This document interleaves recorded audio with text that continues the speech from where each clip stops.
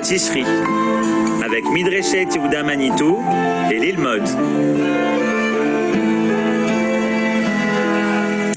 Shalom à tous, on est très heureux de se retrouver pour ce deuxième dimanche consacré à la préparation des fêtes de Tishri avec Midreshet Yehuda Manitou et Lilmod. Et on débute cette deuxième après-midi bien chargée avec le Rav Ackerman. La semaine dernière, on a vu préparation aux fêtes de Rosh Hashanah. Ça a eu d'ailleurs beaucoup de succès puisque beaucoup de gens m'ont demandé l'enregistrement, les Mekorot. L'enregistrement est déjà visionnable en replay. Et aujourd'hui, on va aborder le thème des fêtes de Kippour. Voilà, on débute à peu près 3h30, 4h du direct. On est très heureux de vous retrouver, vous qui êtes en France, en Israël ou ailleurs. Bonne étude à nous tous. Bechavod Arav. Alors, Yohan, jusqu'à quelle heure? Non, pour toi, tu as 1 heure, mais il y a une suite après. D'accord, c'est ça que je voulais dire, savoir. Mais c'est Gamour, donc Shalom le Koulam. Il est vrai que se préparer aux prières de Yom Kippour avant Rosh Hashanah, pour moi-même, ça fait un petit peu, on pourrait dire un petit peu bizarre parce que on a envie de se préparer à Rosh Hashanah avant Rosh Hashanah, à Yom Kippour avant Yom Kippour, à Sukkot avant Sukkot, mais les ilutzim, les obligations du programme nous obligent à faire ça. Et je dois dire qu'en ce moment, on a beaucoup d'obligations imprévues, donc s'il n'y a que cette petite chose en plus, ce n'est pas tellement grave relativement à tout le reste. Donc aujourd'hui, on va essayer de se plonger directement dans Yom Kippour, bien qu'on est encore avant Rosh Hashanah, et c'est vrai qu'au niveau de notre nefesh, de notre esprit, il y a un processus qui se fait, c'est-à-dire qu'il faut avoir passé Rosh Hashanah, il faut être dans les 10 jours de Aseret Yom Teshuvah pour commencer à se mettre dans l'ambiance de Yom Kippour. Bon, mais faisons quand même les choses comme cela. Je vais introduire tout d'abord avec une étude sur un enseignement relativement général sur les 5 prières de Yom Kippourim que vous connaissez, c'est-à-dire Arvit, Shacharit, Moussaf, Mincha, Neila. Vous savez que c'est le seul jour de l'année de nos jours où on prie 5 prières. D'habitude, on en prie 3 ou 4, ça dépend. Pendant les fêtes, il y a Moussaf en plus. La prière de Neila est tout à fait spéciale de notre temps à Yom Kippour. C'est la seule fois de l'année où on prie Neila. Et la remarque, c'est un enseignement que je vous ai déjà livré les années d'avant, mais bien entendu, il faut se préparer.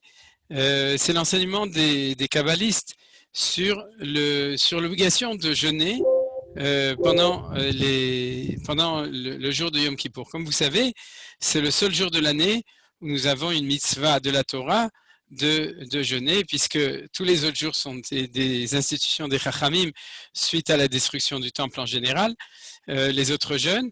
Et le seul jeûne qui est marqué dans la Torah, où la Torah nous dit Te'anu et nafshotechem, donc vous devez jeûner, traduction libre, c'est le jour de Yom Kippourim. Maintenant, l'approche des kabbalistes est tout à fait différente de l'approche classique. Dans l'approche classique, on considère qu'il faut se mortifier, se contrir, souffrir pour pouvoir s'éveiller à la tchouva pendant le jour de Yom Kippour. C'est par le fait que nous ne mangeons pas, nous ne buvons pas, on n'a pas le droit d'aller avec des chaussures, donc on se sent un petit peu comme ça, je dirais un petit peu moins à l'aise, etc. Et le reste, que nous devons, par cela, en se sentant un petit peu plus mal, être éveillés à la tchouva et au repentir, donc, et au retour, et aussi dire, tu vois, je suis prêt à souffrir un petit peu, donc pardonne-moi. Ça, c'est la lecture habituelle des choses. Les kabbalistes ont une approche qui est tout à fait différente, puisque chez eux, pour eux, je suis juste en train d'installer pour moi l'écran. Voilà. Chez eux, pour les kabbalistes, ils voient ça de manière tout à fait différente. Ils disent comme ça.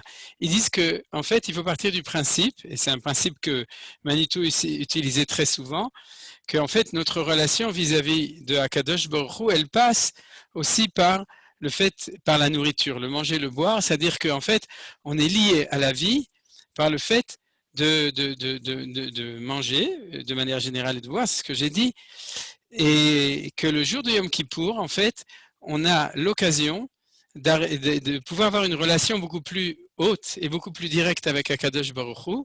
Et du coup, on n'a pas besoin de manger et de boire. Vous voyez la différence? C'est pas qu'on n'a pas le droit et que c'est pas bien de manger et de boire. C'est que ça sert à rien, on pourrait dire ce jour-là, parce qu'on peut s'approcher de Akadosh Baruch Hu et on doit s'approcher d'une manière beaucoup plus intérieure. Et que, en fait, c'est une occasion. Vous savez que ce qu'on appelle la Kedushat Azmanim, la sainteté des temps, à chaque moment a sa force. Et le jour de Yom Kippourim, on a une relation vis-à-vis de Akadosh Baruch Hu qui est tellement plus directe que ce serait, on pourrait dire en même temps, perdre du temps et s'investir dans des choses qui sont inutiles que de penser à ça. Et on peut être lié avec l'essence de Dieu ce jour-là par les 5 prières. Alors c'est ça ce que nous dit le Harizal dans le Shara Kavanot que le Rab Chaim Vital a écrit. Ce qu'il nous dit, et aussi dans le Priyetz Chaim, ce qu'il nous dit, c'est que le jour de Yom Kippour, les 5 prières viennent à la place des 5 choses que nous n'avons pas le droit de faire, parce que vous savez qu'on parle de Hamisha Inuim. Dans l'idée de Inuim, c'est-à-dire de souffrir à Yom Kippour, je traduis le mot Inouï de manière littérale. Inouï, donc c'est souffrance. Vayancha, Vairevecha. Et à ce moment-là, les 5 Inouïm que nous avons, que vous connaissez sûrement, manger, boire, Neilat Sandal, l'interdit de mettre des chaussures, l'interdit de s'enduire de parfum, on pourrait dire d'huile, Sika, et Tashmish Amita, les relations conjugales, c'est les 5 interdits de Yom Kippour. Et en fait, les 5 prières que nous avons à Yom Kippour sont à la place, dans le sens où, au lieu d'être liés avec Akadosh Baruch Hu par le lien de la matière, nous sommes liés avec lui par le lien de la prière. Et c'est ça l'enseignement en gros des kabbalistes. Où est-ce qu'on trouve? Oui, Johan, Ken. Juste un point technique, peut-être, est-ce que tu peux décaler un petit peu le micro de ta bouche, mettre un petit peu plus loin, peut-être qu'on t'entendra mieux, c'est tout. Ah, on n'entend pas bien. C'est trop fort. Ouais, je sais pas, on va essayer. Non, je vais peut-être essayer de voir si je peux le faire moins fort. Je crois que c'est mieux, là. Quoi? C'est pas problème de son, c'est que ta bouche elle est trop proche, alors ça grésille un peu. Mais je pense que c'est bon. D'accord. Alors, tu me diras si c'est bien maintenant? Ouais, je pense que c'est mieux. Ok, d'accord, très bien. Donc, pour revenir à ce que nous disions, il y a un verset à propos de la manne dans le livre de Devarim, que je l'ai pas mis en texte, qui dit que Dieu t'a donné la manne, le ma'an tiskor, afin que tu te souviennes, kilo ala lechem levado yichi adam, qui al kol motza pi Hashem yichi adam. On l'a cité très souvent, pour que tu te souviennes que ce n'est pas uniquement sur le pain que l'homme vivra, mais sur tout ce qui sort de la bouche de Akadosh Baruch Hu. Motza pi Hashem yichi adam. Et ce que les kabbalistes disent, c'est que le jour de Yom Kippour, au lieu d'être nourri par le lechem, on est nourri directement par le motza pi Hashem. C'est-à-dire que dans l'année, le motza pi Hashem, c'est-à-dire ce qui sort de la bouche de Akadosh Baruch Hu, est là pour faire pousser le blé qui nous donne du pain. Vous comprenez? C'est-à-dire le blé donne, Dieu donne par la parole de sa bouche la force à la nourriture de nous relier avec lui. Et le jour de Yom Kippour, on est directement lié avec le motza pi Hashem, avec la parole de Dieu. Les Mekoubalim font remarquer que le mot inouï, souffrance, c'est la même gematria que le mot tzom et la même gematria que le mot kol. De nouveau, c'est les mêmes kabbalistes, c'est-à-dire que le mot kol, la voix, ou bien tzom, le jeûne, ou bien inouï, la souffrance, le mot qui est marqué dans la Torah à propos de Yom Kippour, ont la même valeur numérique. Alors, vous savez que chez les kabbalistes, valeur numérique, ça montre une équivalence, c'est-à-dire que par là, nous disons, par le fait de jeûner, tzom, et donc d'être en situation de inouï, on se rapproche du motza pi Hashem, c'est-à-dire de la parole de Dieu, avec le fait que nous-mêmes, nous nous rapprochons par le fait que nous sommes dans la parole, dans la tefila, dans la prière. D'ailleurs, le mot motza, c'est les mêmes lettres que le mot tzom avec un aleph à la fin, tzoma en araméen. C'est-à-dire motza, tzoma. Vous voyez, motza pi Hashem, la parole de Dieu, c'est aussi avec le mot motza. Alors, tout ça, c'est pas Motza, la petite ville à côté de Jérusalem, hein, aucun rapport. conclusion de cette toute petite introduction, parce qu'il faut le traduire dans la conception des choses, c'est d'essayer d'arriver au jour de Yom Kippourim, non pas en se disant zut, c'est difficile, il va falloir jeûner, etc., mais en se disant qu'on a on pourrait dire une ouverture tout à fait exceptionnelle ce jour-là, qui n'arrive que ce jour-là, où on peut être vraiment, grâce à ça, c'est-à-dire par le fait d'être dépouillé de ça, on peut absolument, par le biais de la prière, de toute cette filote, de ces 5 filotes, vraiment se rapprocher de Akadosh Baruch Hu. C'est-à-dire qu'il y a une proximité de Akadosh Baruch Hu. Vous savez que dans le même verset, d'ailleurs on va le voir ce verset, on nous parle de 2 choses. Le fait que Yom Kippour comme Shabbat est interdit de faire toutes les melachot. Vous savez, hein, c'est-à-dire que à Yom Kippour comme le Shabbat, on a la même interdiction de faire les 39 travaux interdits. Et dans le même passouk, on nous dit de ne pas faire de travail et de ne pas manger, ou en tout cas de jeûner ou d'être dans cette situation-là.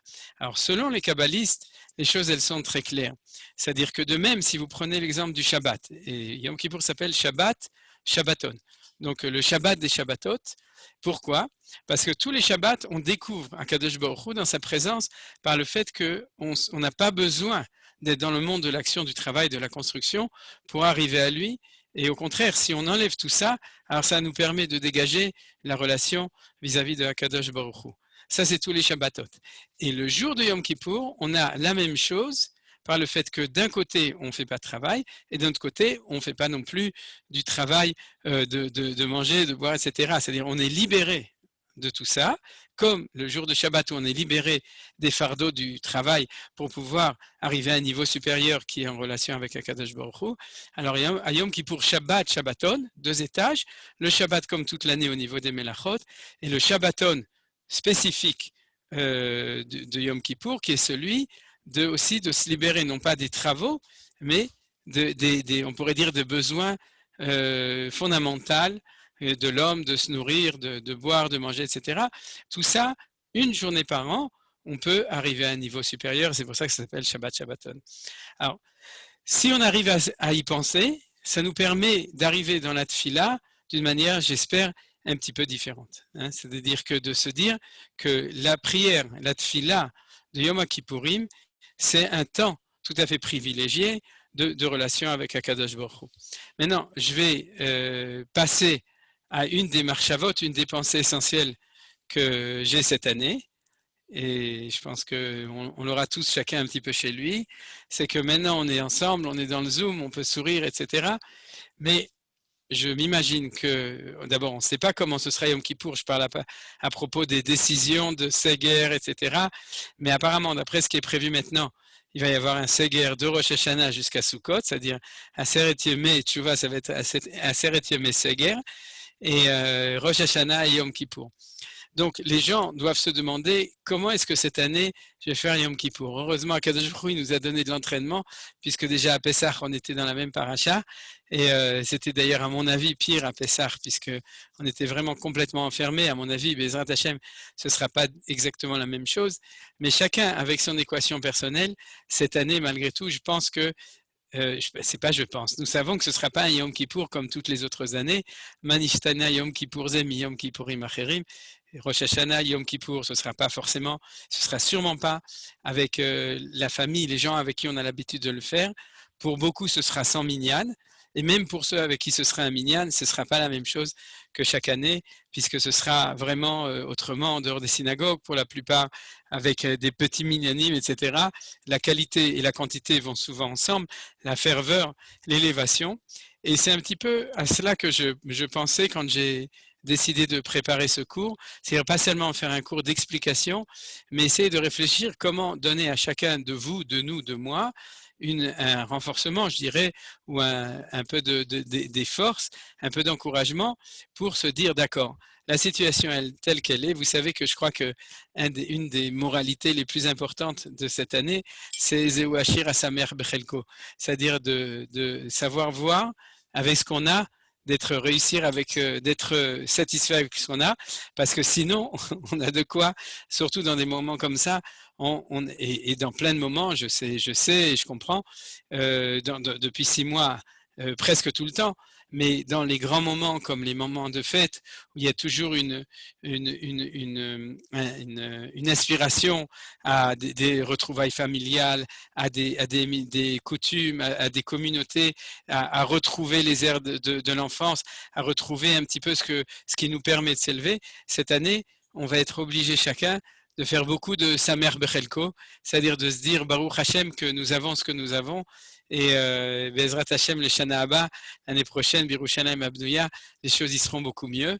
Mais en tout cas, cette année, il faut se satisfaire, et je dirais plus que se satisfaire, trouver, puiser dans ce qu'on a, on pourrait dire la nourriture spirituelle, si je peux parler comme ça, de ce qu'on a besoin et de ce qu'on trouve d'habitude chaque année dans les fêtes de Rosh Hashanah et de Yom Kippour. Maintenant, je parle de ça, je ne parle pas de Sukkot. Sukkot, on verra après. Mais en tout cas, du fait que ça nous nourrit souvent pour toute l'année, en fin de compte. C'est-à-dire qu'on a quelque chose qu'on reçoit, des nigoudim, des chansons, de la ferveur, du chauffard, de Yom Kippour, qui nous donne quelque chose pour toute l'année. Alors, comment est-ce qu'on va faire cette année? Eh ben, je ne sais pas exactement. Je ne peux pas donner une réponse personnelle pour chacun, mais dans ma marchava, dans ma pensée aujourd'hui du cours, je voudrais vous donner ça. Alors, la première idée que je vous ai donnée, elle participait de cela, c'est-à-dire de savoir que la force de Yom Kippour en elle-même, où qu'on soit, quelle que soit la situation dans laquelle on se trouve, il y a une sgoula, c'est-à-dire que ce jour-là a ce goût-là, c'est pas le goût du pain, c'est le goût de la prière, et c'est en fin de compte le fait que c'est quelque chose qui existe, qui est objectif, on a l'occasion. Alors il faut la prendre quelle que soit la situation.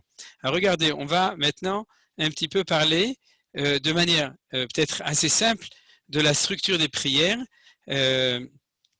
en général, et ensuite de rentrer dans les détails. Alors, de manière générale, ce que je voudrais vous dire, et vous allez, je pense, c'est un petit peu difficile parce qu'on a chacun un sidour différent, mais je vous demanderai peut-être d'ouvrir à un moment, dans quelques moments, le sidour pour le marquer. C'est pas peut-être, c'est sûrement. Vous pouvez ouvrir à la prière de Harvit de la Hamida, parce qu'on va s'occuper de la Hamida après à Takadosh, c'est-à-dire dans la bracha, la quatrième bracha, la bracha qui est spécifique au fait. Qui commence par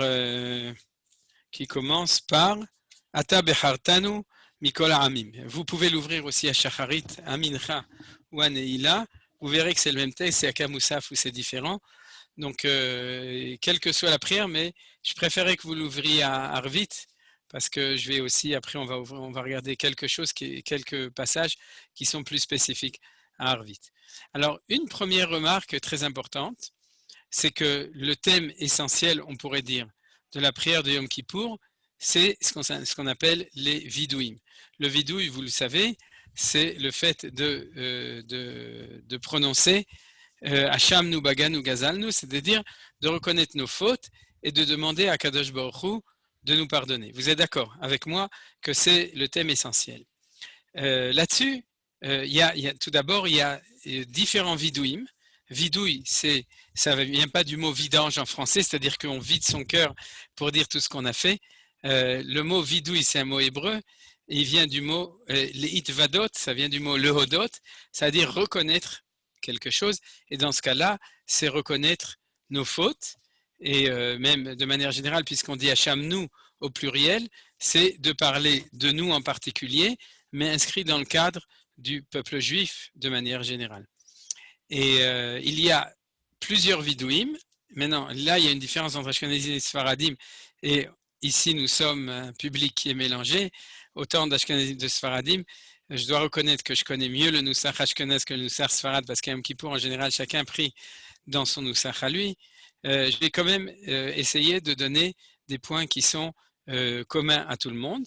Et ça fait partie du choix des thèmes d'études que je vais faire ce soir, aujourd'hui, cet après-midi. Donc, il y a ce qu'on appelle un vidouille katsar et le vidouille aroch. Un vidouille qui est court, un vidouille qui est long. Le vidouille qui est court, si vous voulez, vous pouvez regarder à la fin de la prière, donc à la fin de cette prière du vendredi soir, du vendredi soir, du soir de Yom Kippourim, pardon, après qu'on dit Sim Shalom, qu'on ait fini la dernière bracha, on fait le vidouï katsar qui est le vidouï de toute l'année, qui est Hashamnu, Baganu, Gazalnu, Dibarnu, Dofi, etc., que vous connaissez. Et après ça, pour les Ashkenazim, c'est Al-Hed Hatanu Lefanecha Be'ones Uveratzon, Al-Hed Hatanu Lefanecha Be'imutz Alev, qui est aussi par ordre alphabétique, puisque les deux premiers sont Aleph, et ensuite Bet, Bivli, Da'ad, Bevitui, Sfataim. Et je sais que chez les Sfaradim, on a aussi un vidouï Aroch qui est plus ou moins équivalent. Vous me confirmez, si ce n'est pas vrai, vous me le dites. Vous pouvez ouvrir le microphone, mais en général, c'est exact. D'accord? C'est-à-dire qu'on a tout d'abord un vidouï Katsar, celui qui est toute l'année, et un vidouï Aroch, un long vidouï qui est spécifique à Yom Kippourim. La première question que je voudrais demander, c'est comment ça se fait que si ce texte est tellement essentiel, le texte du vidouï, puisque c'est le thème de la prière de Yom Kippourim, comment ça se fait que ce texte ne se trouve pas à l'intérieur de la Hamida? Parce qu'en effet, vous venez de remarquer sans doute que dans la Hamida, on ne fait pas du tout de vidouï, on fait une prière au milieu qui est relativement standard, qui ressemble à celle de toutes les fêtes de l'année. Quand on commence par Atabechartanu, c'est le même texte que toutes les prières de l'année, et c'est uniquement quand on a fini la Hamida, quand on croit qu'on va pouvoir faire au Shalom Bimromav, qu'à ce moment-là, on commence à faire un vidouï. Alors c'est la première remarque de l'étude d'aujourd'hui. Pourquoi est-ce que les Chachamim n'ont pas mis le vidouï s'il est tellement important? Pourquoi est-ce qu'ils ne l'ont pas mis au milieu de la tfila? Alors vous me direz, pourquoi? Est-ce qu'on a le droit de le mettre là-bas? Réponse, oui, on a le droit de le mettre là-bas. Pourquoi? Parce que quand on fait Hazarat Hashat, c'est-à-dire la répétition de la Hamida, quand elle est faite, quand on est en public, donc quand on prie Betsibour en public, à ce moment-là, le vidouï se fait au milieu de la prière, justement à cet endroit-là. C'est-à-dire, on fait les 3 premières brachot, on fait la kedusha, et à ce moment-là, on lit des textes qui sont des textes liés avec le repentir, avec la tchouva, avec la reconnaissance de la fête, de la faute, le fait de dire vidouï à l'intérieur de cette 4e bénédiction que le Hazan dit. À ce moment-là, on le dit avec lui toujours, vous savez, on prie tout ça avec le Hazan, et à la fin, le Hazan, il revient, Retse, Birkat Kohanim, Modim, Sim Shalom, etc. Et c'est comme ça qu'on finit la prière. Donc, ce qu'on a vu déjà ce soir, c'est qu'il y a une différence entre la prière individuelle et la prière collective. Dans la prière individuelle, on le met à la fin, et dans la prière collective, on le met au milieu. Alors, pourquoi ne pas le mettre à l'intérieur de l'Amida? Ça, c'est la question préliminaire que nous allons étudier. Alors, pour donner une réponse à cette question très importante, je voudrais introduire un point essentiel du phénomène de la tchouva que nos chachamim ont amené en disant quelle est la véritable teshuva. Il y a des psukim, je vais citer 2 psukim, 2 versets, un verset qui dit Ashivenu Adonai Elecha Venashuva, c'est-à-dire qui dit ramène-nous à toi et nous ferons tchouva. Et il y a un autre verset où Akadosh Baruch Hu dit Shuvu Elai ve'ashuva alechem, revenez vers moi et je reviendrai vers vous.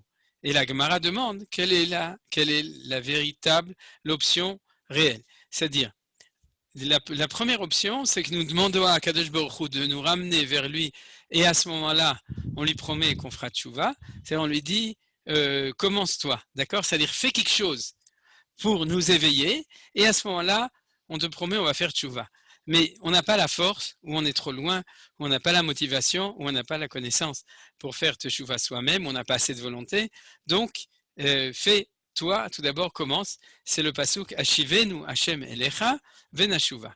Par contre, dans le pasuk qui est dans l'autre sens, c'est Shuvu Elai, revenez vers moi, Vashuva Alechem, et à ce moment-là, moi, je ferai l'effort de me revenir vers vous, donc de m'approcher de vous. Alors, est-ce que c'est ce processus qui est celui essentiel? De ce point de vue-là, on va prendre tout d'abord le mois de Elul, où on se trouve, et à Aseret Yemei Teshuvah, le thème malgré tout essentiel de cela, c'est que nous nous éveillons à la Teshuvah. C'est-à-dire que d'ailleurs, les Chachamim, quand ils disent que le mot Elul, vous connaissez, hein, Rachet Evot, Ani, le Dodi, vedodili. Vous vous souvenez, hein? C'est-à-dire, je suis pour mon bien-aimé et mon bien-aimé est pour toi. À ce moment-là, on le comprend dans le sens, selon notre lecture, Ani le dodi, vedodili, il y a un dialogue qui est tout d'abord par l'éveil d'en bas, par l'éveil de l'homme. Ani le dodi, tout d'abord, réveille-toi. Et c'est pour ça qu'on a tellement de temps, on a les 30 jours de Elul, et ensuite on a les 10 jours de Aser et Yom Teshuvah, à partir du moment du jour de Rosh Hashanah, qui est un jour, on peut dire, qui nous donne l'éveil. D'ailleurs, le Rambam explique comme ça le sens du shofar. Il dit le shofar, dans Ilchot Teshuvah, le Rambam nous dit, le shofar c'est pour nous réveiller. Uru yeshenim mishenatrem vakitsu mitardematrem. C'est-à-dire le shofar, c'est le réveil matin, c'est pour nous éveiller, pour nous amener à faire teshuvah, se rapprocher de Hakadosh Baruch Hu. Et donc de ce point de vue-là, c'est le thème essentiel. On se lève tous les matins pendant les Aseret Yom Teshuvah au moins, pour certains très tôt, pour les autres un peu moins tôt. Mais en tout cas, pour chacun, pour d'autres encore plus tard, mais en tout cas pour chacun, les 10 jours de Teshuvah, vous savez, tout le mois de Elul pour les Sfaradim, et à partir de ce Motzei Shabbat, de hier soir pour les Ashkenazim aussi, il y a cette notion que de l'éveil, de s'éveiller pour se rapprocher de Hakadosh Baruch Hu. Alors la question que je veux demander, c'est quel est le thème essentiel de Yom Kippour? Est-ce que Yom Kippour, c'est tout d'abord le réveil d'en haut, ou est-ce que Yom Kippour, c'est tout d'abord le réveil d'en bas? C'est-à-dire, est-ce que dans le thème de Yom Kippour, si on dit à Kadosh Baruch Hu, ramène-nous, et à ce moment-là, nous, on fera un effort, ou bien Kadosh Baruch Hu nous dit, réveillez-vous, et à ce moment-là, je ferai un effort. Alors, vous êtes sûrement d'accord que chez les religieux, on pense toujours dans le sens, disons, qui est honnête au niveau de la position de l'homme, c'est de se dire, c'est à moi, c'est mon rôle à moi, donc de me motiver, de me réveiller, et pour qu'en fin de compte, Hakadosh Baruch Hu s'approche de moi, ou de nous, ou du peuple juif, ou du monde entier, et qui nous pardonne. Donc, c'est Shuvu Elai ve'ashuva alechem. Tout d'abord, à nous de faire le premier pas, et ensuite, Hakadosh Baruch Hu à lui de faire le deuxième pas. C'est comme ça qu'on a l'habitude de comprendre les choses. Bien, si vous regardez la prière, et c'est là que je vous ai dit qu'on va commencer dans l'étude de la prière, on va voir que c'est pas comme ça que les choses y sont marquées. Alors, on va ouvrir le texte, mais je vous invite en parallèle à d'avoir votre texte vous-même du Sidour, et comme je vous ai dit, de l'ouvrir à la prière de la veille du vendredi, à la 4e bracha, qui commence par Ata bechartanu mikol ha'amim. Alors, pour ceux qui l'ont, c'est mieux. Et vous allez voir, le début, le premier passage, c'est un passage qui est tout à fait classique. Ata bechartanu mikol ha'amim aftat onev ratzita banu. C'est toujours l'introduction à toutes les fêtes. Vatiten lanu, je passe au deuxième passage. Vatiten lanu Hashem Elokeinu be'ahava et Yom Kippurim hazeh. Tu nous as donné Yom Kippour, et chaque fête, on dit toujours la même chose. Tu nous as donné Rosh Hashanah, tu nous as donné Pesach, etc. Et on dit pourquoi? Les mehila, velislicha ou le kapara, velimchol bo et kol avonotenu. C'est-à-dire que c'est un jour de pardon. Mikra kodesh zecher litziat mitzrayim. Donc, c'est en souvenir de la sortie d'Égypte. Eloheinu velavotenu ya'ale veyavo. C'est le texte classique qu'on dit de nouveau à toutes les fêtes. Le ya'ale veyavo, où on demande que notre souvenir monte devant Hachem. Et ce qu'on met dedans, Yom Kippurim hazeh. On dit, c'est toujours la même chose, Yom Kippour, Yom HaZikaron, Chag Zman Cherutenu, etc. Yom Chag HaMatzot hazeh. C'est-à-dire qu'à chaque fête, on dit exactement le même texte. Donc de ce point de vue-là, il y a quelque chose d'absolument standard. Il faut chercher la différence. Alors, un tout petit peu après, on va le trouver, on est arrivé au dernier passage, celui qui prépare la bénédiction de la bracha de cette 4e bracha, de cette 4e bénédiction. Eloheinu ve'Elohe avotenu, mechol la'avotenu beyom kippurim hazeh. Donc on demande à Hakadosh Baruch Hu de nous pardonner. Et je veux juste mettre les versets qui sont en parallèle.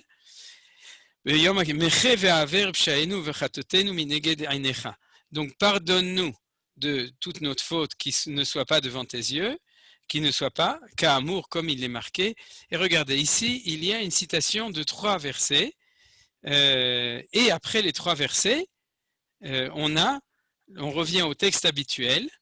Kadeshenu b'mitzvotecha, vesimchalkenu b'toratecha ou b'toratach, ça dépend du texte. Sabe'inu mituvecha ou mituvach, vesamach nafshenu b'shuatecha ou b'shuatach, veter libenu le'ovdecha be'emet. Tout ça, c'est le texte que nous connaissons de toutes les prières.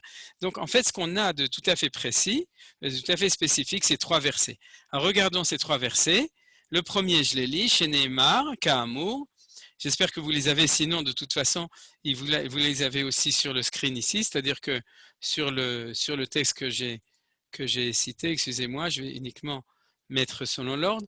Le premier, c'est celui-là, et vous l'avez en principe aussi traduit en français, comme je fais d'habitude, c'est-à-dire qu'on le lit en hébreu. Ceux qui ont besoin de la traduction française, vous le regardez. Anochi, Anochi, Umoche, Peshaecha, le Ma'ani, Vechatotecha, lo eskor.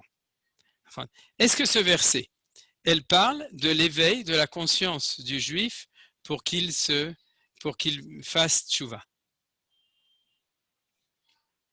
Est-ce qu'il fait partie du thème est-ce que dans ce verset on parle de la volonté de Akadosh Baruch Hu, ou bien est-ce qu'on parle de l'éveil de l'homme? Vous pouvez répondre, hein, on dirait qu'il nous donne comme la façon de faire, le mode, comment il fait, donc comment on doit faire, non? Ah, c'est-à-dire dans le sens, si lui fait... Voilà comment nous pouvons faire. Mais qu'est-ce que tu dois faire? Tu dois effacer tes péchés? Eh ben, dans un sens, oui, parce que pour les effacer, il faut aller à la racine. Ici, le pshat, c'est... Et c'est là qu'on fait la... D'accord, c'est-à-dire... Le pshat, c'est une initiative divine. Voilà, exactement. C'est-à-dire, vous êtes d'accord, c'est-à-dire que le pshat de la tfila, c'est une initiative divine. Anochi, Anochi. D'ailleurs, vous voyez, il est 2 fois. Anochi, c'est moi, donc c'est pas toi, c'est moi. Ou moché, bien entendu. C'est-à-dire, dans le fond, si on le lit, c'est pour nous éveiller. Mais on a l'initiative divine en premier. Anochi, Anochi, ou moché peshaecha. Le ma'ani, deragav, le ma'ani, ça veut dire quoi? Si je le fais, vous connaissez, hein? Par égard pour moi. Bon, la traduction en français, c'est une traduction. C'est la traduction du comment s'appelle ça? La traduction du rabbinat, voilà, la traduction du rabbinat au Daraba. Mais les ma'ani, c'est pour moi. C'est-à-dire, par égard pour moi, ils ont rajouté par égard parce qu'ils étaient un petit peu gênés. Mais en fin de compte, c'est pas marqué par égard pour moi, il y a marqué le ma'ani, c'est-à-dire Anochi, Anochi, Umoche Peshaecha le ma'ani, Vechatotecha lo eskor. C'est-à-dire que dans la prière, on ne dit pas dans la prière, les chachamim qui ont institué cette prière, ils nous disent pas tu es un fauteur. Et la vérité, il y a des endroits où c'est marqué dans la prière du Yom Kippour, mais pas là. C'est-à-dire dans la prière centrale, ils nous disent Akadosh Baruch Hu, pour lui, il a besoin, il peut pas supporter qu'il y ait des fautes, donc le ma'ano, pour lui, pour le bien de son projet, on pourrait dire, à ce moment-là, Vechatotecha lo eskor, je vais effacer. Vous imaginez bien que dans tout le Tanakh, il y avait d'autres psukim qui auraient pu être mis, c'est-à-dire que le choix n'est pas fortuit, c'est pas par hasard que les Anshe Knesset Agdola et les prophètes qui ont institué cette prière ont décidé de choisir ces psukim. Alors passons au deuxième pasouk, vous l'avez dans votre texte de la prière, mais je l'ai passé ici aussi. Mahiti, c'est aussi dans Yeshayahu, chapitre d'après, Mahiti ka'av peshaecha, veche'anan chatotecha, shuva elai ki ge'alticha. Alors là, vous voyez que c'est encore plus clair, c'est-à-dire que tout d'abord, Akadosh Baruch Hu dit j'ai effacé comme un nuage tes fautes. Vous voyez qu'il y a le pécha et le chet. Shuva elai, résultat, reviens vers moi qui ge'alticha, parce que je t'ai libéré. Ge'alticha, bien entendu, c'est pas dans le sens de la geoula, de la rédemption finale. Là, on s'adresse quand même, c'est des psukim qui sont liés avec Yom Kippour, c'est-à-dire que je suis là pour te sortir de la faute, du monde de l'imperfection, de la faute, la difficulté, etc. Et donc, reviens vers moi. Vous voyez que dans les deux psukim, les choses, elles sont claires. Il y a tout d'abord dans le premier, il n'y a que l'éveil d'en haut, et dans le deuxième, il y a tout d'abord l'éveil d'en haut, ensuite l'éveil d'en bas. Et maintenant, le troisième passouk, regardez dans le texte, Veneimar, Ki bayom hazeh yichaper alechem leter etchem mikol chatotechem lifne Adonai titaru, qui est le passouk que j'ai mis en bleu ici, qui fait partie de la prière de Yom Kippourim. Alors, on va voir d'ailleurs combien c'est complètement lié avec la prière de Yom Kippourim. Et donc, qu'est-ce qu'on voit ici? De nouveau, la même chose. Car en ce jour-là, Yechaper Alechem, regardez, c'est le texte de la Torah, Dieu va vous donner, l'Éter Etrem, il va vous purifier, Mikol Hatotechem, de toute votre faute, Lifne Hashem, et à ce moment-là, Titaru, purifiez-vous. C'est-à-dire que l'injonction de se purifier, elle vient après que Akadosh Baruch Hu promet que ce jour de Yom Kippourim, il y a les choses. On aurait pu très bien imaginer que dans la Torah aussi, l'ordre des choses soit exactement complètement dans l'autre sens, c'est-à-dire Ki bayom hazeh titaru, ve mikol hatotechem, lifne Hashem, shehu mechaper vehu meter etrem. C'est-à-dire, purifiez-vous, et parce que Hashem grâce à ça, va vous purifier. Donc, vous voyez que c'est les trois psukim, et à mon avis, en soi, c'est déjà un chidouche. Alors, l'explication de tout ça, je reviens à la question que j'avais au début, puisque c'est de là que nous avons commencé. L'explication de tout ça, c'est que la prière elle-même, qui est, je pourrais dire, la relation vis-à-vis de Akadosh Baruch Hu de manière claire au niveau de la prière centrale, celle de ces sept, les sept brachot, les sept bénédictions, le message est que Akadosh Baruch Hu nous dit, aujourd'hui, c'est-à-dire c'est moi qui m'approche de toi, c'est moi qui t'ouvre les portes, c'est moi qui te promets qu'il y aura kapara.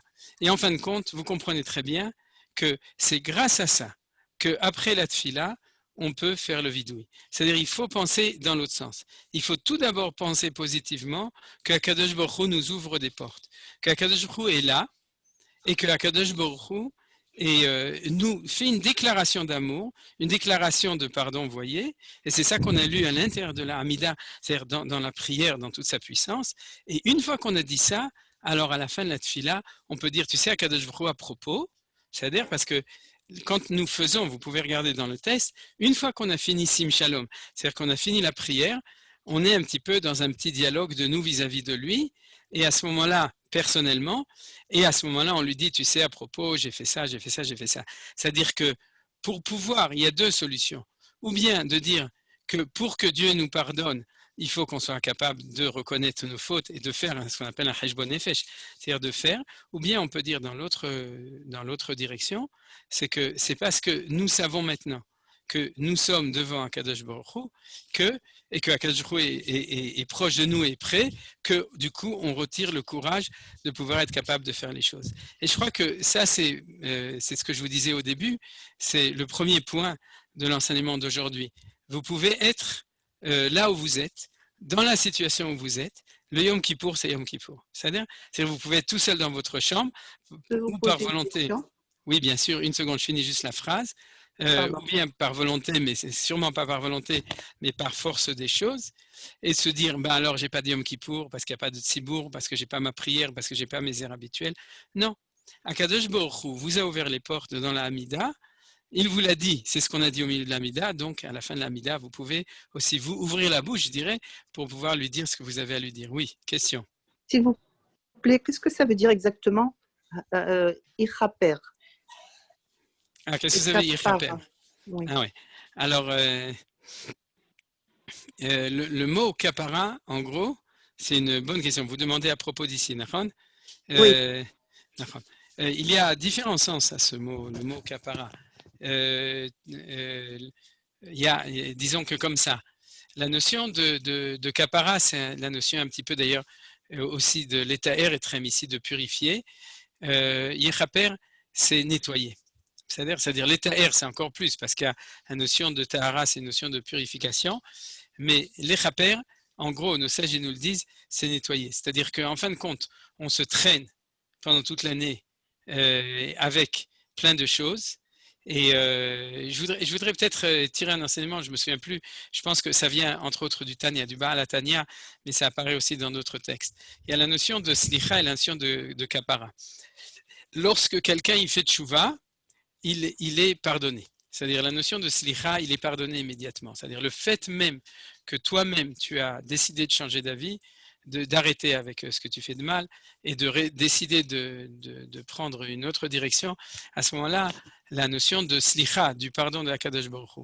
Mais il faut dire que, et ça tout le monde le sait, quand on est dans une situation de défaut, je ne veux pas dire de faute, mais de défaut, de manière générale, on traîne avec soi plein de choses. On traîne des habitudes, on traîne de la culpabilité, on traîne des choses qu'on a fait dans le monde. C'est-à-dire que quand tu fais des bêtises, eh ben, ça a un impact, que ce soit dans les mondes physiques ou dans les mondes spirituels, parce qu'il y a des choses qui sont où il n'y a pas d'impact dans le monde ici, mais il y a un impact, etc. Toutes ces choses-là, c'est des choses qui ont, on pourrait dire, le poids qui est la conséquence de tout ça. Et pour cela, à ce moment-là, il faut kapara. C'est pour ça que, par exemple, on dit que quand quelqu'un il a fait une mitzvah lotarasé, le fait de la tchouva Yom Kippourim mechaper, c'est-à-dire que tu peux faire tchouva à n'importe quel moment de l'année, il faut arriver jusqu'au jour de Yom Kippour pour être, non pas pardonné, mais pour être mechaper, c'est-à-dire le fait d'être nettoyé, je pourrais dire. Deragav, je pense que c'est un sentiment que nous avons, c'est-à-dire j'espère, en tout cas moi je l'ai, chaque année Yom Kippour, c'est-à-dire on sort de Yom Kippour, on se sent purifié, on se sent régénisé, on pourrait dire, c'est-à-dire on sent de manière générale, depuis Rosh Hashanah jusqu'à Yom Kippour, avec la Seret Yom Teshuvah, etc. Vous savez aussi que, en tout cas chez les hommes, on a l'habitude d'aller au mikvé la veille de Yom Kippour. Cette année, demandez à votre Rav s'y permet, vu la situation, mais en tout cas, et sinon, est-ce qu'il y a des solutions alternatives, je peux vous les donner, mais en tout cas, mais les années d'habitude, il y a beaucoup de gens qui vont au moins une fois par an, la veille de Yom Kippour au mikvé, pour avoir cette notion de l'état et trem, c'est-à-dire de purification, et c'est ça qui est marqué ici. J'espère que j'ai répondu à votre question. Oui, merci beaucoup. Est-ce que dans la suite du cours, vous allez nous expliquer alors pourquoi Dieu dit « j'oublie vos fautes, mais je ne les efface pas » ou quelque chose comme ça? Où c'est marqué? Ben, de mémoire, je dis comme ça. Alors quelqu'un peut m'aider? Non, mais les fautes, cette capara, elle efface la faute, elle n'existe plus. Mais non, vous avez bien dit, elle est inscrite dans des faits qu'on a laissés. Non, justement, excusez-moi, je me suis mal exprimé. C'est que justement, la force de Yom Kippour, c'est au-delà du pardon, parce que le pardon, c'est le moment où on fait tchouva, c'est aussi justement d'être mechaper et d'être metaher. C'est-à-dire que la force de Yom Kippour, c'est justement d'enlever aussi tout ce fardeau, tout ce poids, tout ce qui est autour de cela qui en fin de compte nous alourdit. C'est-à-dire, c'est cette force-là justement. D'accord? Oui. D'accord. Alors, on va continuer dans l'étude. Pour continuer, je voudrais faire justement, toujours dans cette même démarche, faire remarquer que ce que j'ai dit tout à l'heure, c'est que dans la prière collective, à ce moment-là, le vidouille, donc notre manière d'exprimer le fait que nous avons fauté, il se dit à l'intérieur de la Hamida. Alors comment ça se fait? Comment ça se fait qu'on ait une différence tellement importante? Et ce point-là, je voudrais citer un enseignement très beau du Rav Soloveitchik, Yosef David Soloveitchik, dans un livre, un très beau livre qui s'appelle À la Tchouva, le livre sur la Tchouva qui s'appelle La Tchouva. Je ne sais pas s'il a été traduit en français, mais en tout cas, en ivrite, vous pouvez le trouver. J'imagine, si ça se trouvait, il était aussi traduit en français. Ce livre de Rav Soloveitchik qui est en fait son explication, son étude qu'il faisait chaque année sur l'enseignement de Maïmonide, du Rambam, de Ilchot Tchouva, mais en fait, c'est pas le Rambam Ilchot Tchouva, c'est Rav Soloveitchik sur la Tchouva. Eh bien, le Rav Soloveitchik, dedans, a un chapitre justement où il parle de cette dialectique entre la tchouva du yachid et la tchouva du tzibour, c'est la tchouva de l'individu et la tchouva de la collectivité. Ce qu'il dit, et ça rejoint ce qu'on a développé ici maintenant, et là-dessus, je voudrais insister bien que cette année, il y a beaucoup de gens qui ne vont pas prier, si ça se trouve en public, ou en tout cas moins facilement prier en public, mais je voudrais quand même expliquer les choses. Il y a dans la dimension collective quelque chose qui est encore plus fort que dans la dimension individuelle. Et quelle est cette chose qui se trouve là-bas? C'est que nous sommes portés par la collectivité et qu'à partir du moment où nous sommes portés par la collectivité, nous pouvons encore plus approcher notre vidouille en fin de compte, de la parole de Akadosh Baruch Hu qui nous a dit reviens vers nous. Vous comprenez? C'est-à-dire qu'au moment, on va dire ces psukim, je dirais, au moment où dans la structure des versets, nous avons la présence de Akadosh Baruch Hu, vous vous souvenez ce qu'on disait au début, Motza pi Hashem, la parole de Akadosh Baruch Hu qui nous dit revenez, à ce moment-là, on est en tant que tzibour suffisamment proche pour prendre notre dialogue et le mettre au même endroit, au même moment. Quand on était en individu, il y a une séparation entre les deux, c'est-à-dire que on ne peut pas tellement nous adresser à lui en disant, tu sais, Akadosh Baruch Hu, j'ai fait comme ça, etc., etc. En public, on pourrait dire de manière très proche, on prend un petit peu de recul, un peu de tsniout, et on le dit à la fin de la prière, après qu'on ait fini notre fila.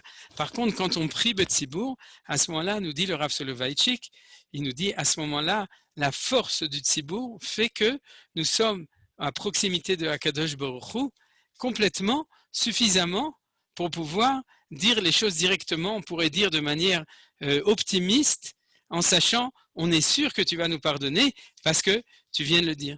Tu viens de nous dire, car en ce jour-là, je vais vous pardonner, je vais vous nettoyer, je vais vous purifier de toutes vos fautes. Donc, c'est à ce niveau du dialogue qu'on fait le vidouille. Vous comprenez? C'est-à-dire, on fait un vidouille avec beaucoup d'optimisme. Le Rav Soloveitchik, d'ailleurs, prend comme presque une anecdote le fait que dans le monde juif des Yekim, vous savez, c'est-à-dire les Alsaciens et les Juifs allemands, vous savez qu'il y avait une habitude, où il y a toujours une habitude, de chanter Al-Chet Shechatanu Lefanecha sur un air de marche. Al-Chet Shechatanu Lefanecha. Et c'est un air qui est joyeux, c'est pas du tout un air qui est triste.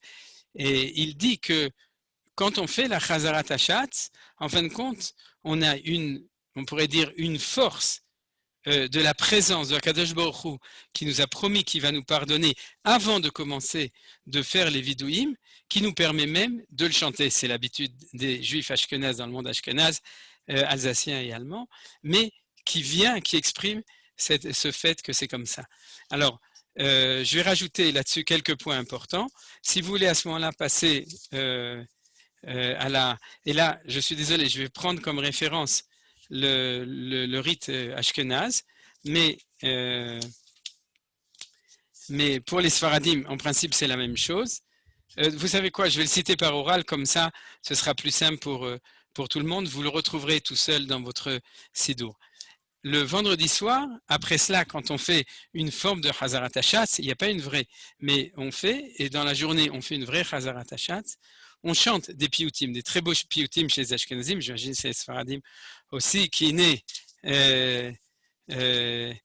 Kachomer Beyada Yotzer, par exemple, un des beaux piyutim, ou bien Selachna Shamot Vishinu Mechal Avon Banecha, ou bien si le premier Ya'alet Tachanun Me'erev V'yavo Shavatenu Iboker Ve'erunenu Aderev, pour ceux qui l'ont, vous verrez que c'est le premier piyut que l'on dit au moment où on commence après la Hamida le vendredi soir, et qui prend le thème de Ya'ale Ve'yavo Ve'yerae, c'est-à-dire celui qu'on a dit dans Ya'ale Ve'yavo, et tous ces piyutim qu'on chante, on finit toujours par les 13 Yud Gimel Midot Shel Rachamim. Vous vous souvenez, c'est-à-dire après chacun d'eux, et ça va être repris chez les Sfaradim à chacune des tfilotes. Chez les Ashkenazim, dans beaucoup de communautés, ça a été enlevé, sauf la veille au soir et au moment de Neila. Mais en tout cas, après, on fait les Yud Gimel Midot Shel Rachamim. Mais c'est un thème central de Yom Kippourim, quoi qu'il en soit, le thème des 13 Midot de Rachamim. Et là, je voudrais vous donner l'enseignement que j'ai déjà enseigné à différentes occasions, mais il est essentiel puisque c'est le thème central de Yom Kippourim, c'est ces 13 midot. Pourquoi? Parce que vous vous souvenez que nous avons reçu 2 fois la Torah. Nous avons reçu une première fois la Torah à Shavuot, et cette Torah, en tout cas les tables de l'Alliance ont été brisées. Et on a reçu une deuxième fois les tables de l'Alliance, on a reçu une deuxième Torah, le jour de Yom Kippourim, on en a parlé souvent, et avec ces deuxièmes tables de l'Alliance. Et ce qui a précédé cela, c'est le dialogue entre Akadosh Baruch Hu et Moshe Rabbeinu, dans lequel Moshe Rabbeinu se trouve sur le mont Sinaï, et il demande à Akadosh Baruch Hu, Arenina et Kevodecha, montre-moi qui tu es. Montre-moi ta carte d'identité. Et à ce moment-là, Kadosh Baruch Hu rentre Moshe Rabbeinu dans la grotte et il lui dit Ani avir kol tuvi apanecha, et je vais passer. Et à ce moment-là, je vais te montrer ma vertu. Et cette vertu, c'est les 13 vertus de ce qu'on appelle Gimel Midot Shel Rachamim, c'est les vertus de miséricorde, et c'est ça la carte d'identité que Akadosh Baruch Hu lui a montrée. Donc c'est celle de Yom Kippourim, c'est celle du jour où Moshe Rabbeinu redescend avec les deuxièmes tables, c'est les tables où c'est cette vertu-là. Et nous avons l'habitude, je pense malheureusement, à Yom Kippour, même pendant l'année ou pendant les Aseret Yom Teshuvah, puisqu'on le dit dans les Slichot tout le temps, ou bien même avant, justement dans les Slichot, nous avons l'habitude de penser qu'il faut à ce moment-là implorer à Kadosh Baruch Hu, c'est-à-dire lui dire « tu es miséricordieux, tu es comme ça, etc. donc pardonne-nous ». Mais selon l'enseignement de nos sages, surtout de chez les Mekoubalim, il faut savoir que si Dieu s'est présenté comme ça, quand nous disons les 13 midot de Rachamim, c'est que nous décrivons la face de la Kadosh Baruch Hu devant laquelle on se trouve, qui est une face souriante. Donc on n'a pas le droit de pleurer, au contraire, à ce moment-là, il faut même être souriant en se disant, c'est lui qui est devant nous, et c'est devant lui qu'on va pouvoir demander le pardon de nos fautes. Mais c'est-à-dire qu'à ce moment-là, après avoir fait le vidouille, nous faisons ça, et cette idée-là est une idée extrêmement importante, parce que dans notre amida à nous, dans cette dialectique de sa présence et de notre présence, dans cette dialectique-là, quand on est dans notre amida à nous, on dit au début, je suis là, nous dit Akadosh Baruch Hu, et je vais vous pardonner, et puis après, on finit, et à la fin, tout doucement, on lui dit aussi ce qu'on a fait. Mais par contre, quand on est dans la Hazarat Hashat, c'est-à-dire quand on est dans la prière de la collectivité, en fait, la présence, on pourrait dire, est tellement forte qu'on la précise, on l'exprime par les Yud Gimel Midot Shel Rachamim, et après ça, c'est à ce moment-là qu'on peut faire notre vidouille avec la conscience d'une présence extrêmement forte de Akadosh Baruch Hu. Par exemple, pour reprendre le Nusar des Ashkenazim, juste avant de faire le vidouille, nous disons un très beau piout. Alors, je ne sais pas si c'est chez les Sfaradim, mais en plus on le chante, chacun avec son air. Ki anu amecha vata Eloheinu, anu banecha vata avinu, anu avadecha vata adonenu, anu kealecha vata helkenu, anu nachalatecha vata gorelenu, anu tsonecha vata roeinu, etc. Qu'est-ce qu'on dit à Kadosh Baruch Hu? Nous sommes ton peuple et tu es notre Dieu. Nous sommes tes enfants et tu es notre Père. Nous sommes tes serviteurs et tu es notre Maître. Nous sommes ton assemblée et tu fais partie de nous. Nous sommes ton héritage et tu es Vatagor Alenu, je sais, tu es notre destin. Nous sommes comment on appelle ça? Ton troupeau et tu es notre Roé, tu es notre berger. C'est-à-dire, alors je vais pas continuer jusqu'à la fin, c'est vrai qu'à la fin, on passe à des choses un peu plus dramatiques, mais on commence toujours aussi avec un air qui n'est pas du tout un air triste, et c'est par là qu'on arrive au vidouille. Et tout ça, ça s'intègre dans ce que je voulais dire aujourd'hui, c'est que dans cette dialectique entre ce que nous disait Akadosh Baruch Hu, dans sa présence qui s'approche tout d'abord de nous, que le jour de Yom Kippour, il nous dit « je suis là, je suis prêt à vous pardonner, juste faire de l'effort, vous aussi, venez devant moi et être prêt à reconnaître, etc. parce que je vous ai déjà engagé et je suis déjà devant vous avant que vous soyez même devant moi. » Vous voyez que c'est un petit peu les phrases du Piout qui à nous, Veata, etc. Et c'est à partir de là qu'on va faire ce vidouille quand on est en communauté. Alors comme j'ai dit au début, et pour cela, je vais terminer avec un texte qui est un petit peu au-dessus, que j'ai imprimé ici, à partir de Amar Rabbi Akiva, parce que le début, c'est un autre texte, je vais un petit peu l'agrandir pour que ce soit plus facile de le lire. C'est un texte de la Mishnah, le 8e chapitre, la Mishnah numéro 7. C'est l'enseignement de Rabbi Akiva à propos de Yom Kippourim. Donc cet enseignement de Rabbi Akiva. C'est-à-dire, donc dans cet enseignement de Rabbi Akiva, on va voir que Rabbi Akiva s'est occupé du destin de l'individu et du destin de la collectivité. Pourquoi? parce que il est rentré dans le fond de ce verset qui était en bleu tout à l'heure, que nous avons étudié. Alors, si vous voulez, on va tout d'abord prendre ce verset. Dans ce verset, il fait partie des 3 seuls versets du texte qui parle de Yom Kippour, qui parle en fin de compte du Yom Kippour de l'individu. Parce que vous comprenez très bien qu'il y a le Yom Kippour de l'individu et le Yom Kippour de la collectivité.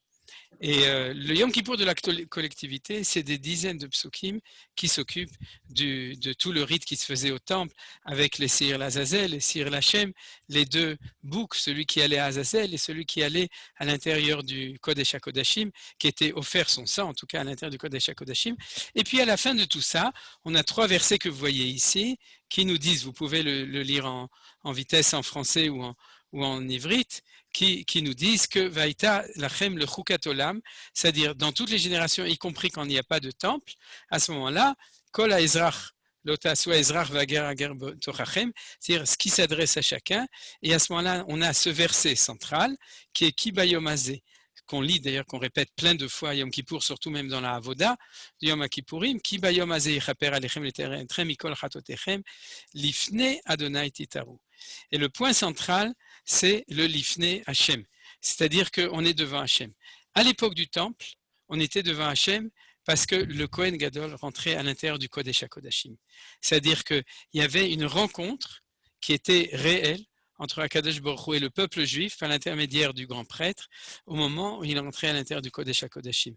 Et qu'est-ce qui se passe quand le temple est détruit, quand le peuple juif est exilé aux 4 coins du monde, et même s'il a des synagogues, il a, de ce point de vue-là, la Magefa du Corona, on l'a eu depuis 2000 ans, puisque on n'a plus la vraie grande synagogue, le Beth Amikdash, où on avait un vrai Yom Kippour. Et puis on s'est habitué depuis 2000 ans. Puis maintenant, on est obligé de s'habituer à encore quelque chose de plus, c'est-à-dire de s'habituer à se retrouver nous-mêmes en face de Akadosh Baruch Hu nous-mêmes.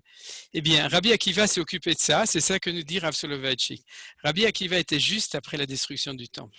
Et son problème, c'est qu'il voulait expliquer aux Juifs qui étaient désespérés par le fait que il disait Yom Kippour, ça vaut plus rien. Il n'y a pas les Seir l'Hachem, il n'y a pas les Seir l'Azazel, il n'y a plus des boucs, il n'y a plus de grands prêtres, il n'y a plus toute cette avoda.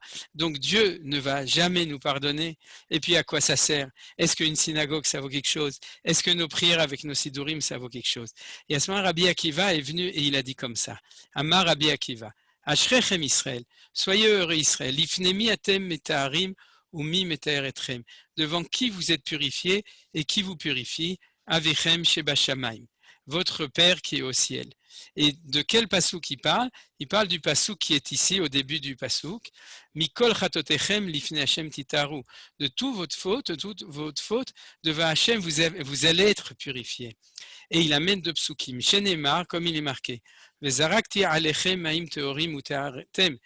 verset de Yecheskel qui parle de la Geoula, c'est-à-dire justement du fait qu'il y a une promesse que le temps va venir où je vais jeter sur vous de l'eau pure et vous serez purifiés. Ve Omer, et il y a marqué un autre verset, Mikve Israël Hashem, Akadosh Baruch Hu est comme un mikve pour Israël, Ma mikve meter et atmeim, Af Akadosh Baruch Hu meter et Israël, de même que le mikvé purifie les impurs, de même Akadosh Baruch Hu purifie Israël. Alors je voudrais analyser vraiment en 2 minutes le texte de Rabbi Akiva selon le Tosfot Yom Tov, un des commentaires les plus célèbres sur la Mishnah, qui fait remarquer que le thème de Rabbi Akiva est sous-entendu, c'est exactement le thème dont on a parlé aujourd'hui, qui doit commencer, est-ce que c'est Akadosh Baruch Hu ou est-ce que c'est l'homme?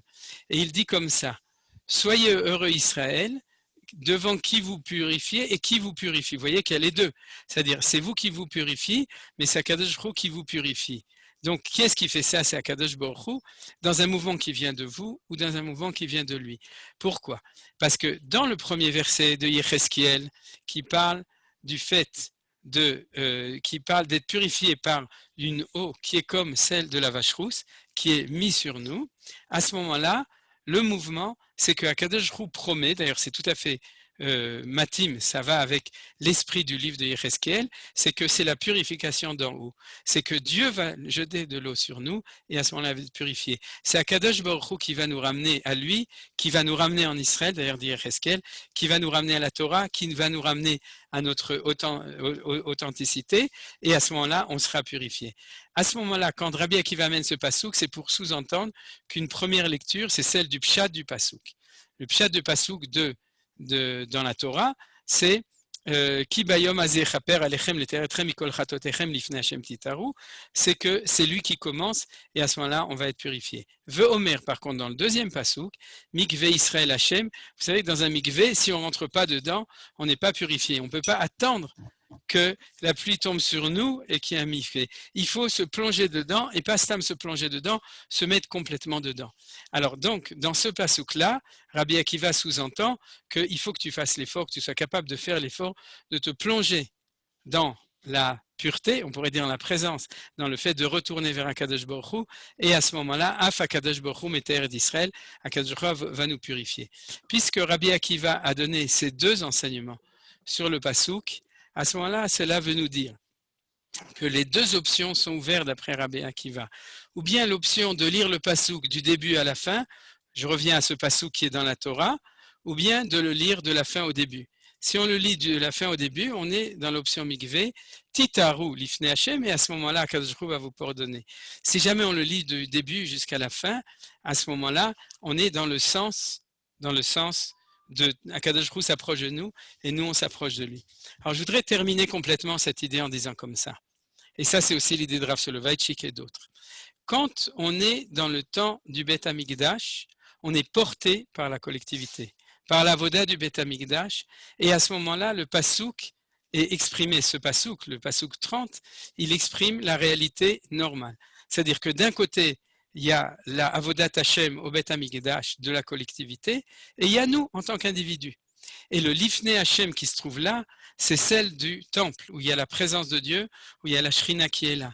Et à ce moment-là, c'est évident que nous sommes portés naturellement par la force de la collectivité, et c'est elle qui nous permet de nous rapprocher. Ça, c'est la dialectique du temple. Derrière cette dialectique du temple, il y a la dialectique de sans le temple. Et à ce moment-là, il y a avec Tzibour où il y a un petit peu de cette force, et il y a dans l'individu où il n'y a pas du tout cette force.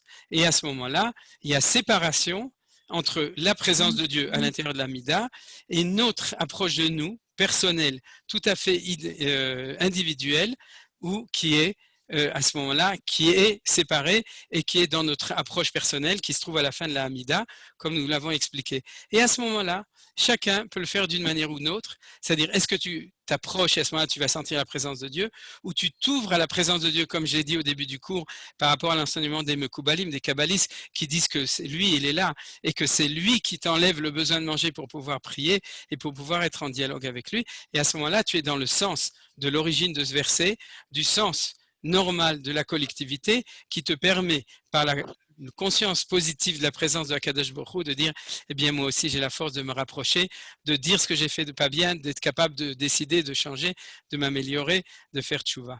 Et pour terminer tout ça, en fin de compte, ce qu'il faut dire, et c'est ce que disait Rabbi Akiva.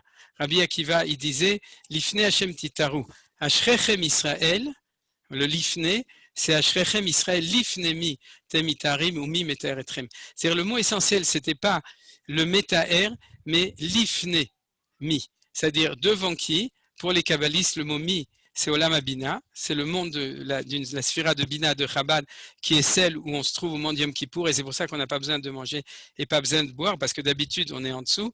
Mi d'ailleurs, Gematria, c'est 50, les 50 portes de la Bina. Donc nous dit Rabbi Akiva, Shrechem Israël, soyez heureux. Parce que le jour de Yom Kippour, même si tu es tout seul dans ta chambre, même si tu es uniquement à deux, même si tu es uniquement dans un petit minyan de rien du tout parce que tu voulais, tu es Lifnei Hashem.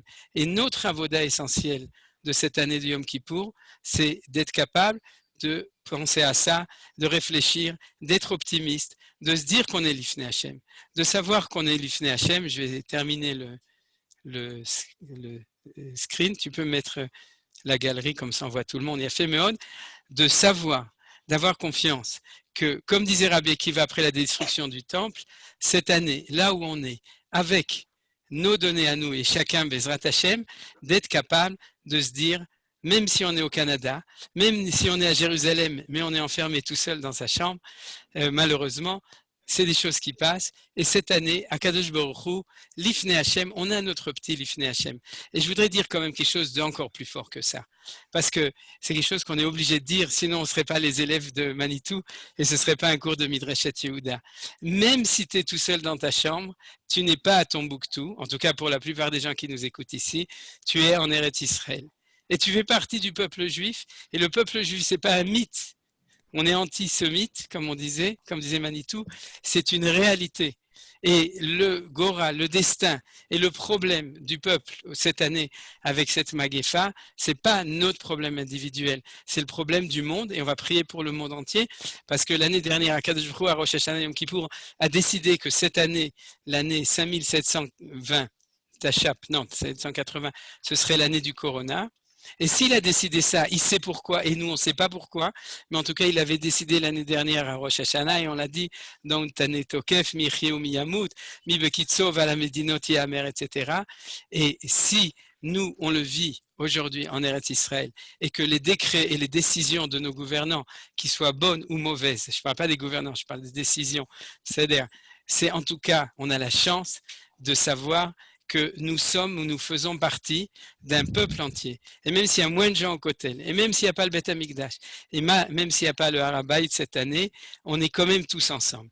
Et c'est ça qui fait la force de notre Lifnei Hashem à nous cette année, parce que même si on est à 2, à 3 tout seul, ou à 6, on est quand même tous ensemble dans un grand Lifnei Hashem du peuple juif, Be'eretz Kocho. Voilà, c'est tout ce que j'ai à dire jusqu'à là. Si vous avez des questions, vous pouvez les poser, si Yohan nous donne la permission. Toda Rav Ackerman, un grand merci. Et je vais reprendre un enseignement que tu as dit. Ezeu Hashir Asameach Bechelko. Alors, mon Rav à l'Yeshiva, il m'a dit, pas le pirouche traditionnel, qu'on se contente de ce qu'on a, mais Ezeu Hashir, qui est celui qui est riche, celui qui sait qu'il fait partie d'un tout. Il est un chélek d'un tout.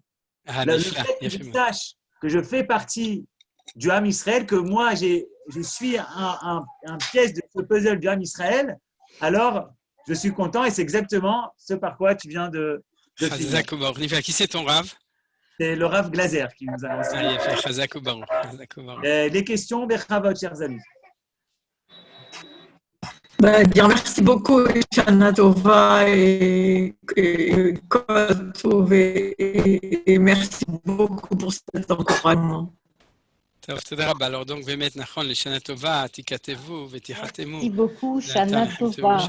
Amen, Mekulam. Amen. Shana Tova, Mekulam. Shana Tova. C'était un très joli cours.